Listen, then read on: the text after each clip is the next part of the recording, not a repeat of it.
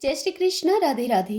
भगतजनों, आप सभी का हमारे YouTube चैनल श्री कृष्ण दीवानी में हार्दिक स्वागत है।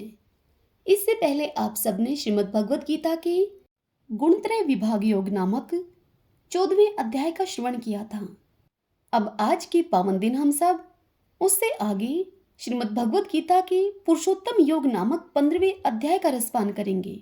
ओम श्री परमात्मने नमः। ओम श्री राधा कृष्णाभ्याम नमो नमः। सब बोलिए, ओम नमो नारायणाय, ओम नमो नारायणाय। श्री भगवान अर्जुन से बोले, हे अर्जुन, आदि पुरुष परमेश्वर रूप मूल वाले और ब्रह्मा रूप मुख्य शाखा वाले जिस संसार रूप पीपल के वृक्ष को अविनाशी कहते हैं तथा वेद जिसके पत्ते कहे गए हैं, उस संसार रूप वृक्ष को जो पुरुष मूल से तत्व से जानता है वह वेद के तात्पर्य को जानने वाला है। उस संसार वृक्ष की तीनों गुणों रूप जल के द्वारा बढ़ी हुई एवं विषय भोग रूप कोपलों वाली देव, मनुष्य और तिर्यक आदि योनि रूप शाखाएं नीचे और ऊपर सर्वत्र फैली हुई हैं तथा मनुष्य लोक में कर्मों के अनुसार बांधने वाली अहंता, ममता और वासना रूप जड़ें भी नीचे और ऊपर सभी लोकों में व्याप्त हो रही हैं। इस संसार वृक्ष का स्वरूप जैसा कहा है वैसा यहाँ विचार काल में नहीं पाया जाता, क्योंकि न तो इसका आदि है न अंत है तथा न इसकी अच्छी प्रकार से स्थिति ही है। इसलिए इस अहंता, ममता और वासना रूप अति दृढ़ मूलों वाले संसार रूप पीपल के वृक्ष को दृढ़ वैराग्य रूप शस्त्र के द्वारा काटकर उसके पश्चात उस परम पद रूप परमेश्वर को भली भांति खोजना चाहिए, जिसमें गए हुए पुरुष फिर लौटकर संसार में नहीं आते और जिस परमेश्वर से इस पुरातन संसार वृक्ष की प्रवृत्ति विस्तार को प्राप्त हुई है, उसे आदि पुरुष नारायण के मैं शरण हूं। इस प्रकार दृढ़ निश्चय करके उस परमेश्वर का मनन और निधि ध्यासन करना चाहिए, जिसका मान और मोह नष्ट हो गया है, जिन्होंने आसक्ति रूप दोष को जीत लिया है, जिनकी परमात्मा के स्वरूप में नित्य स्थिति है और जिनकी कामनाएं पूर्ण रूप से नष्ट हो गई हैं। वे सुख दुख नामक द्वंद्वों से विमुक्त ज्ञानी जन उस अविनाशी परम पद को प्राप्त होते हैं, जिस परम पद को प्राप्त होकर मनुष्य लौटकर संसार में नहीं आते। उस स्वयं प्रकाश परम पद को न तो सूर्य प्रकाशित कर सकता है, न चंद्रमा और न अग्नि ही। वही मेरा परम धाम है।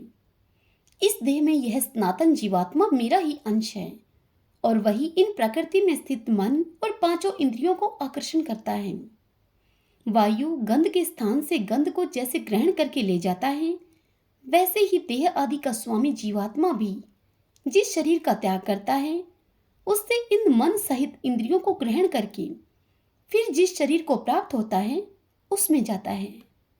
यह जीवात्मा श्रोत्र, चक्षु और त्वचा को तथा रसना, घ्राण और मन को आश्रय करके अर्थात इन सब के सहारे से ही विषयों का सेवन करता है। शरीर को छोड़कर जाते हुए को अथवा शरीर में स्थित हुए को अथवा विषयों को भोगते हुए को, इस प्रकार तीनों गुणों से युक्त हुए को भी अज्ञानी जन नहीं जानते। केवल ज्ञान रूप नेत्रों वाले विवेकशील ज्ञानी ही तत्व से जानते हैं। यत्न करने वाले योगी जन भी अपने हृदय में स्थित इस आत्मा को तत्व से जानते हैं, किंतु जिन्होंने अपने अंतःकरण को शुद्ध नहीं किया है, ऐसे अज्ञानी जन तो यत्न करते रहने पर भी इस आत्मा को नहीं जानते। सूर्य में स्थित जो तेज संपूर्ण जगत को प्रकाशित करता है तथा जो तेज चंद्रमा में है और जो अग्नि में है, उसको तो मेरा ही तेज जान। और मैं ही पृथ्वी में प्रवेश करके अपनी शक्ति से सब भूतों को धारण करता हूँ और रस स्वरूप अर्थात अमृत में चंद्रमा होकर संपूर्ण औषधियों को अर्थात वनस्पतियों को पुष्ट करता हूँ। मैं ही सब प्राणियों के शरीर में स्थित रहने वाला प्राण और अपान से संयुक्त वैश्वानर अग्नि रूप होकर 4 प्रकार के अन्न को पचाता हूँ। मैं ही सब प्राणियों के हृदय में अंतर्यामी रूप से स्थित हूँ और मुझसे ही स्मृति, ज्ञान और अपोहन होता है और सब वेदों के द्वारा मैं ही जानने के योग्य हूँ तथा वेदांत का कर्ता और वेदों को जानने वाला भी मैं ही हूँ। इस संसार में नाशवान और अविनाशी भी ये दो प्रकार के पुरुष हैं। इनमें संपूर्ण भूत प्राणियों के शरीर तो नाशवान और जीवात्मा अविनाशी कहा जाता है। इन दोनों से उत्तम पुरुष तो अन्य ही है, जो तीनों लोकों में प्रवेश करके सबका धारण पोषण करता है एवं अविनाशी परमेश्वर और परमात्मा इस प्रकार कहा गया है। क्योंकि मैं नाशवान जड़ वर्ग क्षेत्र से तो सर्वथा अतीत हूं और अविनाशी जीवात्मा से भी उत्तम हूं, इसलिए लोक में और वेद में भी पुरुषोत्तम नाम से प्रसिद्ध हूं।